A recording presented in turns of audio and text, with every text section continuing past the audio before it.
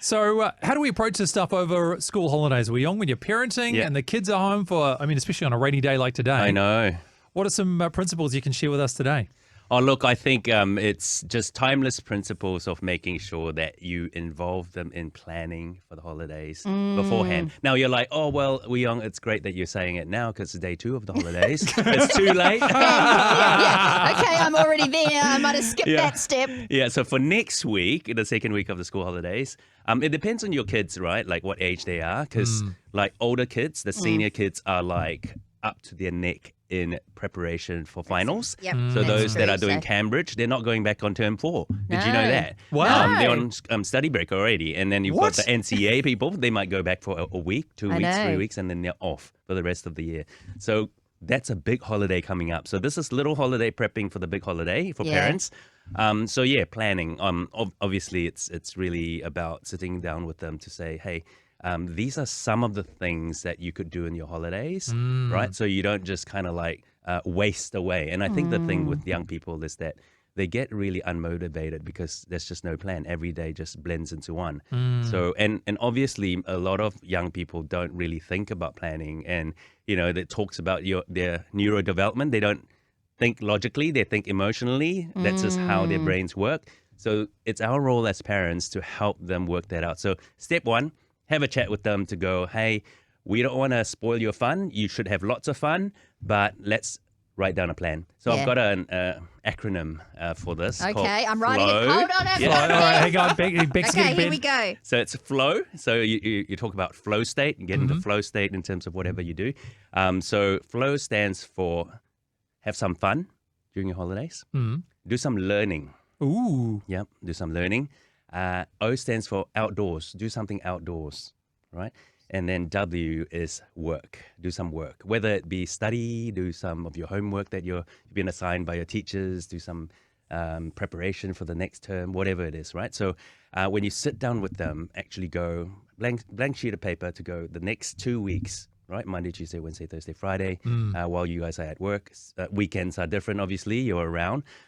Just say to them, think about 1 or 2 things that you want to do for fun, right? Okay. Don't just debate with them. Just let them decide what it is. Think of 1 or 2 things, maybe even just one thing that you want to learn. So, for example, if your child is great at ice skating, right? There might be a technique that they want to work on. They might want to watch some YouTube videos. Or if your kid is into chess, is there another technique they want to learn? Like, be clear about that with them, and then they decide, not you, okay? And then O is get outdoors, right? Whether they want to, I don't know, get fit, they want to look good for the next term when they get back to school, they want to train for the junior marathon, whatever it is, right? So get outdoors, and work is actually like assign them some tasks. So when they've got this balance, right, days just roll by. They don't really have a chance to be bored. I can tell you there's 2 out of 4 that seem like they'd get right on board with straight away, and 2 out of the 4 which I can feel the resistance already, even in myself. Yes. And that would be like, fun and outdoors, cool, but learning and work, Wee-yeong, if I'm on a holiday, learning and work, I learn at school all the time. Stuff doesn't finish. In our house, you get a list of things you have to do during the day that are your chores, and then once that's done, your time is yourself. Right. Yeah, and that's the negotiation, right? To go, if you want a game, it might be one of the things they want to learn is actually how to get to the next level in the game that they're playing, and be okay with that, right? Like, I think the thing with young people is that they think that we're anti-fun, right? It's like, interesting. Yes. So if you give them the agency to decide to say, hey, look, we're cool with you spending X number of hours doing this way more than usual school days, but the trade-off with that is we'd like you to be able to pull off some learning and also do some of your work. Yeah, that's so true. That's what we do. Michaela gets a list. Yep. These are the things that need to be done, whether it's cleaning the bathroom or an hour of reading because she's not a girl that gets lost in a book and things like that. She gets all those done. Then she can, crash on the couch and watch, too much TV. So what about budgets though, Wee-yeong? Yep. Like, it's one thing to say that I can do anything I want, but I want to go to the movies, Mum, and then I want to go and, go shopping with my friends. And how does that factor in? Well, this is a great conversation, right? Like with anything, you're training them to be able to make decisions. And so they might come up with something that they might say, hey, I want to go on holiday to Australia. Were you sitting at my dinner table last night? Oh, my gosh. That's right. And so it's kind of like, that's great, but not for this holiday. We've got a long holiday coming up. What are you going to do, young man or young lady? Yeah. Well, there's some casual jobs coming up, and you're 16 for Christmas period. You can apply for some jobs and start saving, right? So again, it's them coming up with an idea, but you're not like shutting it down immediately, but going, that's a good idea. Let's figure out how to make this happen. Yeah, okay. I do like that. You must have been at my dinner table last night. Well, we could just go to Australia. Yeah, just like that. Hang on, let me look behind the couch. That's right. Well, but it's kind of cool, though, when you do present those situations so they understand how much goes behind. All right, so you want to go to Australia. Well, that will cost this much for this long. It is a good chat. Yeah.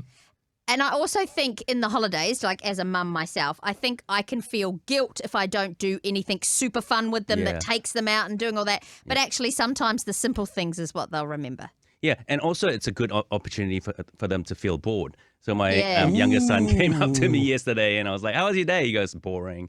I was like, that's a good thing. He goes, what? Yeah, and what happens is that you just let them be bored, because sometimes we feel guilty and we try to fill up their schedule with everything. And then at the end of the day, they don't have the opportunity to have their brains start to get creative. Because, you know, as a creative, Andrew, you would know this, when the best ideas come at the unexpected times, when your brain is actually like free to kind of roam a little bit. So if we're never bored, we're constantly scrolling and constantly doing things, we're never ever going to come up with innovative ideas. And there's a lot of pressure to put on yourself as a parent as well, to be entertainer all the time as well, right? Oh, yeah, 100%. So I think that's just some societal expectations. So push against the tide. Yeah. So Wee-yeong said it's okay for you to be bored, kids. Right.